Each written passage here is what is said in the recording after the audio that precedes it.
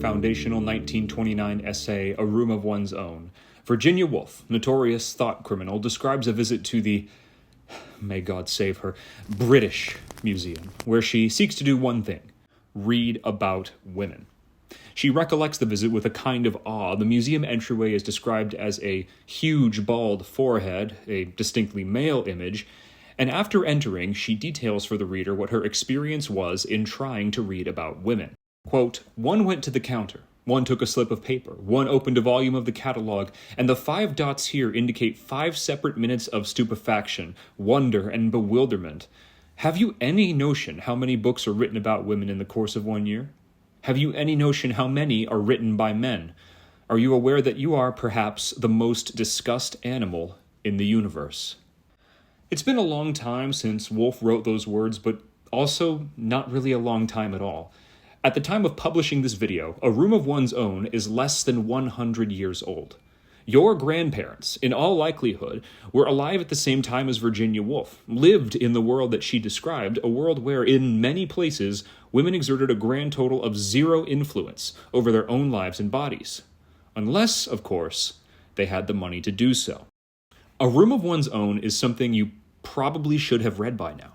If you haven't, go ahead and pick it up. It's short, and it's very funny. She calls Marcel Proust too much of a woman at one point, which, is a little problematic. Cancelled! There has, through decades of hard work and decades of dedication, been real advancement for women in the century between Woolf's publishing her essay and today. That's not to say there hasn't been backsliding too, such as, at least in some countries I know, the ever-present push to hammer women back into an imagined role as homemaker. As an aside, you should probably also really read The Way We Never Were by Stephanie Coontz, but that's another video. Women have written extensively and eloquently about themselves and the world in the years since Woolf's resounding statement. Now, I know lately it might seem like most of that writing has been pornography, but who are you or I to judge? Someone's got to get the gooning going, and it's certainly not going to be me. Now, when they're not busy churning out smut for the spicy table at Barnes & Noble, women have written some really fascinating works, like Boy Parts by Eliza Clark, or I Love Dick by Chris Kraus, or one of my favorite novels of all time, Breasts and Eggs by Mieko Kawakami. Now, this thing is fantastic. Just fantastic, and I wanted a chance to discuss it at length, so here's the video on it. Now, you might be wondering, Marley, are you the most qualified person to talk about this kind of thing? Should you, a man, be discussing a novel that is so steeped in the feminine experience? Well, I gotta level with you folks. Women have been talking about themselves a little too much recently, for my taste. I'm here to tip the scales back on old Virginia, even out the score a little bit. Also, women, generally speaking, don't talk to me, which made Mieko Kawakami is a Japanese singer-turned-author who has written a number of works, of which Breasts and Eggs has probably received the most praise, including some rave reviews from established Japanese literary icons such as Haruki Murakami and, believe it or not, Yukio Mishima, who was quoted as saying, "If I'd read Breasts and Eggs, I might not have killed myself." Breasts and Eggs was the first work of Kawakami's to be translated into English. I read it in translation, and as such have totally missed the many little nuances which the original work has. For example, a big deal is made about the Osakan accent and identity, something which really doesn't come across when it's being written out and read in English. It is also a work that has gone through significant evolution. The original text, published as a novella in 2008, was completely reworked, rewritten, and expanded before its publication as Breasts and Eggs. The plot of the novella is generally represented in Part 1 of the novel, and while Part 2 could have been published as a separate work, I think it works here as an expansion of Part 1, addressing similar but separate themes and questions from its forebearer. Generally speaking, the novel follows a woman named Natsuko, or Natsu. She is an aspiring author at the beginning of the novel, and she lives in Tokyo by herself. There, she waits for a visit from the only family she has, her sister Makiko, who wants breast implants, and Makiko's daughter Midoriko, who will not speak with her mother under any circumstances. From there, the work takes a variety of narrative turns as Natsuko interacts with the characters who form her social circle, grappling all the while with issues of femininity in a world which seems completely unfriendly to it and her. A lot of the conflict in the novel is internal, conflict which is prompted mostly by Natsu's interaction with the people and the world around her. Conversations between Natsuko and other characters form the backbone of the novel. It's the contrast between these characters and their ideals that allow for action in what might otherwise be a very dull book.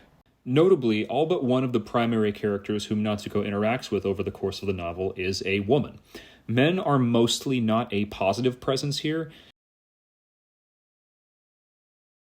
There's only one man she spends an extended amount of positive time with, and he is an important figure, and we will talk about him. But first, I realize I'm speaking in pretty binary terms about gender here, and that is by design. Although Kawakami does address trans identity in the novel, it's a brief interlude at best. She's primarily interested in the experiences of cis women with this novel, and so this video is going to focus on that. Quite frankly, I'm already digging myself a deep enough hole with this one as it is, so discussions of trans identity will have to wait until after I finish Stone Butch Blues, which I hear is basically the same thing as getting a gender studies degree.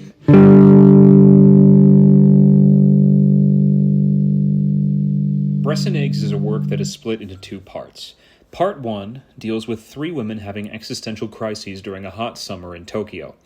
To simplify things, Makiko is having a crisis over breast implants, Midoriko is having a crisis over her relationship with her mother, and Natsuko is having a crisis over what it really means to be a woman. So we're starting off things nice and light and easy. This setup is echoed in the second half of the book as characters' personal views and crises are explored there as well through Natsuko's eyes, but they all fall under the same umbrella, the umbrella being a crisis of the self. What does it mean to be you? Moreover, how does being a woman influence the type of person you become? The former question being the more universal way to describe the novel's goal, the latter being the more specific way. Part 1 of the novel is chiefly concerned with breasts. Yes, breasts. Boobs, if you will. Makiko makes the trip into Tokyo, yes, to see her sister, but her main reason for coming is to get a consultation for breast implants. What exactly drives Makiko to become obsessed with these implants is left unclear, whether there was some kind of inciting incident or a gradual buildup of self-consciousness which contributed to the body image issue doesn't really matter. What matters is that the obsession with implants is fucking Makiko up in a major way. Natsuko tries to empathize with her sister, but Makiko's boob issue really just triggers an internal dialogue for Natsuko, and much like your creepy uncle, it is fixated on breasts. She spends most of part 1 observing breasts, her sister's breasts, the breasts of women in a communal bathhouse the two sisters visit together. Breasts are probably all Makiko is thinking about, so, by extension, they are all Natsuko is thinking about. Wow, she just like me, for real. Notably, breasts are never sexualized. Not a single one of Kawakami's depictions of breasts is titillating in the slightest, which, could be titillating for some people. If it was, however, they'd be missing the forest for the trees. Here's an example. This kind of vibe is pretty constant throughout the book. Natsu is a narrator who can feel almost clinical at times in her descriptions of various subjects. We'll get more into the advantages of Natsuko as a narrator later, but I want to put a pin in that for now to talk about her niece, Midoriko. Midoriko's diary entries are interspersed with Natsuko's narration throughout part 1. They provide an important counterbalance to Natsuko. They're filled with a furious, confused writing that's crying out to be understood, even if it's just by one person. In short, it's the writing of a teenager. This is also the only time in the novel we get an unfiltered perspective that's not Natsuko's, which is critical. It's a cross-generation perspective on the issues Natsu is grappling with. Midoriko experiences an incredible amount of discomfort with her own body. It's practically the only thing she writes about, and her diary further develops this theme of anxiety and even fear about what one's flesh is going to turn into. I mentioned earlier that Midoriko doesn't speak. She does, however, communicate. She writes questions and answers down onto a little notepad she carries with her. And at one point, she uses this to ask Natsuko this question: why do grown-ups get drunk? Natsuko responds by telling Midoriko this: I don't know. Probably because drinking makes you feel like someone else. You're always yourself, right? From the second you're born, you're you. Sometimes people get sick of that. Life is tough, but you gotta keep living until you die. You know what I mean? Sometimes you just need to escape from your own life. This exchange right here is it. It's the key to the whole book. It goes on for a little while longer, and it ends with Natsuko realizing that maybe she shouldn't have said all that to a terrified child, but this is the crux of the entire novel. In the world we have built, it is agonizing to be yourself, and in many ways, especially agonizing to be a woman, where so much of your experience is dictated by people whose feelings about you and people like you kind of ranges from misunderstanding your experience to outright hating you. So then the question becomes, what do you do to deal with this existence? Well, you could drink, or you could look to change things about yourself. Maybe your hobbies, maybe your job, or maybe your appearance. Maybe you withdraw from the world in silent protest, or maybe you do whatever you can just to make waking up in the morning bearable. Part 1 of Breasts and Eggs climaxes when Makiko stumbles home drunk after her breast implant consultation. She berates her daughter verbally, and Midoriko responds by slapping her mother physically. The confrontation is strange, and Natsuko plays basically no role in it until her sister and niece start cracking eggs all over themselves and the kitchen in this surreal expression of shared anguish. Neither of them could understand the other, which led to the silence, which itself leads to the rebirth in the kitchen. Eggs are, after all, the new in its purest and most simple form, the most basic beginning of anything. An egg can be anything: a bird, a reptile, or a trans girl who has yet to buy her first IKEA shark. The final pages of Part 1 are Natsuko's. Makiko and Midoriko leave, and alone in her apartment, Natsuko disrobes, showers, and examines her body in the mirror, describing a disconnect between herself and the form she inhabits. Part 1 of the novel deals with how women view their own bodies, forms which are exploited endlessly, really by anyone who's looking to make a quick buck, for any kind of reason. Now, the forces that influence how Natsuko, Midoriko, and Makiko view their bodies aren't identified explicitly, but do me a favor and think in your own life about how you feel when you see someone who looks perfect on your TV screen, and then think about how you feel when you turn the TV off when the show is done and you go to look in the mirror. And by and large, this is Part 1 of Breasts and Eggs, but it really only represents about a third of the book. Part 2 makes up the majority of the novel, and while Part 1 mainly explores the physical, perceived shape of women, Part 2 delves into much more nebulous territory. Yes, I'm talking about that great plain, that vast, uncharted ocean, the mind of a woman. God help us all.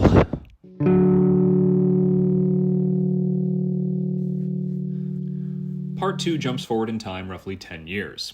We find Natsuko still living by herself, now a published novelist who has achieved a small level of success. She is not, however, happy. Natsuko is experiencing a personal crisis, one that I'm going to be a bit reductionist about because I don't want this video to be an hour long. The issue that Natsuko is experiencing this anguish over is as follows. She wants to have a child, but is experiencing difficulty regarding that because of two major problems. The first being, she hates having sex. The second is that she knows she would have difficulty caring for a child adequately because she would remain a single mother.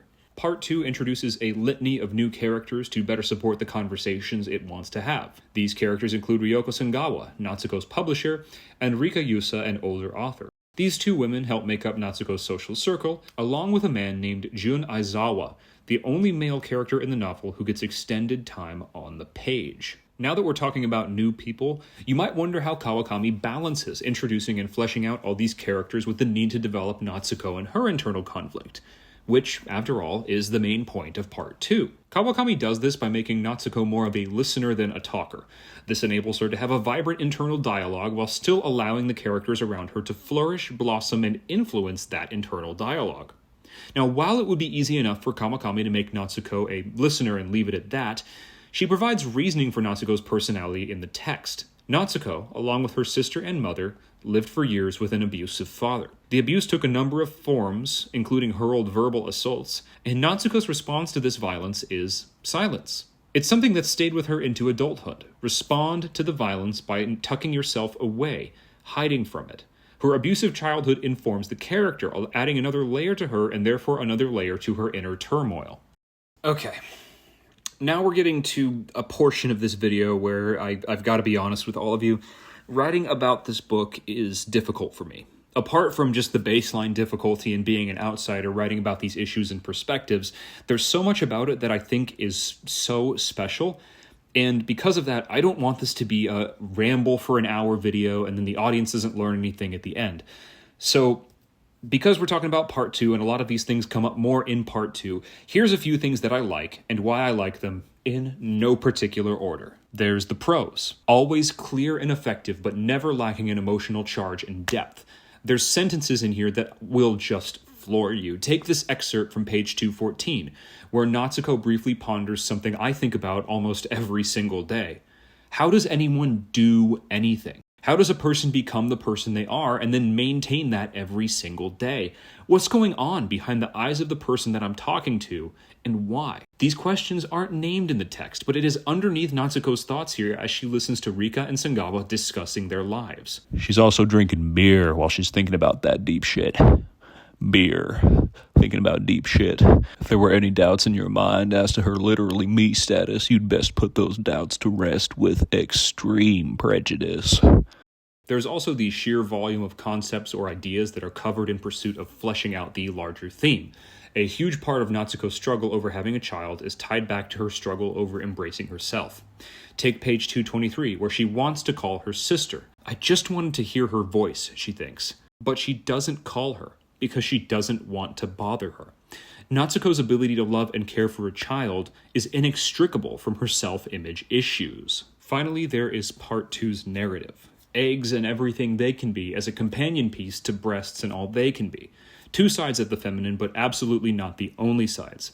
Natsuko, grappling with herself and her body and her desire to, quote, know her child, end quote, a desire to love which persists in spite of everything. To try to get around her first problem, her revulsion surrounding sex, Natsuko researches IVF, looks into anonymous sperm donors, even going so far as to have a meeting with a black market sperm donor, which is one of the strangest, funniest, and most uncomfortable passages in the entire book. The dude starts bragging about the power and the virility of his sperm and then propositions Natsuko, and she, believe it or not, does not respond well. I do not blame her. Natsuko also attends several events centered around children of anonymous donors to get a better idea of what her child's life might look like. There, she meets Jun Aizawa. Jun is a man who is a child of a donor. He grew up with the incorrect assumption that the father who raised him was his biological father. Jun and Natsuko hit it off and slowly form a deep connection, one which crucially is never sexual, and is also, crucially, complicated by Jun's status as partner to Yuriko Zen, another child who was born of a donor. Yuriko is the most intense character in the novel and therefore is daunting to talk about. Like Natsu, she was abused by her father as a child, but Yuriko's abuse was sexual in nature, and her father also facilitated her abuse at the hands of other men. This section is horrifying, and it's the only truly graphic section of the novel. Saving this horror for when the novel needs it most speaks volumes to Kawakami's authorial restraint. Yuriko and Natsuko have a frank conversation about what it means to bring a child into the world. Yuriko views it as a violent, evil act, as forcing life onto something which did not ask for it. It's something that many people think at least once in their lives, the whole I didn't ask to be born mom deal, but the sheer scale of the abuse that Yuriko experienced gives the sentiment real weight. The conversation Natsuko has with Yuriko is one of several that she has with people who surround her about her desire to have a child. There's a talk with Sengawa and Riko, who have polar opposite reactions to Natsuko's plan, and there's a talk with Makiko that ends with the sisters no longer on speaking terms. These conversations are the core of the structure of Part 2, the foundation. They explore all these different corners of motherhood and womanhood, the disparate characters that Kawakami has built, making room for a variety of perspectives. Riko is a single mother to a young child, Makiko the single mother to a grown one. Neither Sengawa nor Yuriko will ever have children, but they make that decision for vastly different reasons. This structure showcases the author's skill. Kawakami sets up Natsuko as someone who is fighting a fucking war internally, but externally, she's almost incapable of imposing. This opens up room for secondary characters who are diverse enough in their lives and points of view to bounce off Natsu in any number of ways. Natsuko seeks these conversations out not because she wants to do what other people tell her to do, but because she truly needs to understand this desire of hers, the desire to bring life into the world, because she cannot do this thing if she doesn't understand it. Jun is her final conversation partner. Towards the end of the novel, Natsuko and Jun find each other in Natsuko's hometown. Jun and Yuriko have, surprise, ended their relationship.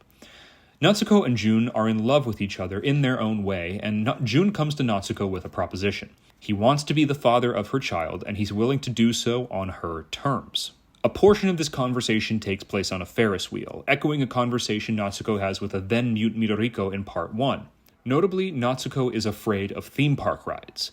But both times she gets on the Ferris wheel, she does so for someone she loves. And she opens up to them when she's up there, feeling perhaps freed by the ride and the privacy found in the little Ferris wheel carts. In fact, it is in an earlier conversation with Jun that Natsuko really opens up about her reasons for wanting a child. Quote, "The best way I can put it is that I want to know them, this child, whoever they are." Now what could be more human than that? Ferris wheels are journeys that begin and end in the same place. Breasts and Eggs echoes itself, but it does not end in the same place as it begins. It starts with silence, Midoriko's silence, Natsuko's silence, and it ends with a noise. The birth cry of Natsuko's child, who Natsuko will raise by herself. Mugicha is a Japanese standard, a barley tea Natsuko drinks throughout the novel. Although it can be prepared warm, Natsuko almost exclusively drinks it cold. A lot of the novel, after all, takes place during broiling, sticky summers, so having a cool, refreshing drink, well, it's a necessity. You gotta have it. She makes the tea from scratch, and doing so takes time, a few hours at least if you want it chilled. One of the first things she does at the beginning of the novel is pour mugicha for her sister and niece. It's an act of caring, one that's representative of the Natsuko character and of the novel Kawakami wrote. You can take away a lot from this book. You could approach it from a more feminist angle, digesting its commentary about the way women interact with the world and how those interactions shape them. You could take it in as a debate on the ethics of creating new life in a world that is, in more ways than not, often unfriendly to it. You could take the economic angle, the Woolf angle, how monetary status impacts the decisions the characters make. This is something I wish I had the time and the expertise to discuss more. To me, though, what is most stunning about Breasts and Eggs is how totally devoted the book is to empathy. It is a book by and about women, but by no means is it exclusively for them. It's a book that invites you into this specific world, populated by specific people, and shows you how similar they are to you.